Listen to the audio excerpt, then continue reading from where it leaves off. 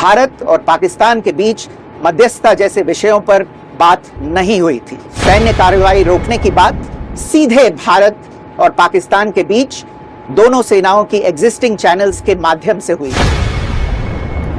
विदेश सचिव विक्रम मिस्री ने कहा कि प्रधानमंत्री मोदी ने राष्ट्रपति ट्रंप से साफ कहा कि इस पूरी घटना के दौरान भारत अमेरिका व्यापार समझौते और अमेरिका की ओर से भारत पाकिस्तान के बीच मध्यस्थता को लेकर किसी भी स्तर पर बातचीत नहीं हुई।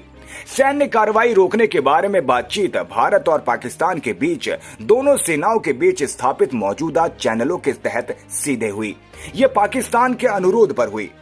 प्रधानमंत्री मोदी ने जोर देकर कहा कि भारत ने ना कभी मध्यस्थता स्वीकार की थी और ना करता है और ना ही कभी करेगा। प्रधानमंत्री मोदी ने राष्ट्रपति ट्रंप को स्पष्ट रूप से कहा कि इस पूरे घटनाक्रम के दौरान कभी भी किसी भी स्तर पर भारत अमेरिका ट्रेड डील या अमेरिका द्वारा भारत और पाकिस्तान के बीच मध्यस्थता जैसे विषयों पर बात नहीं हुई थी।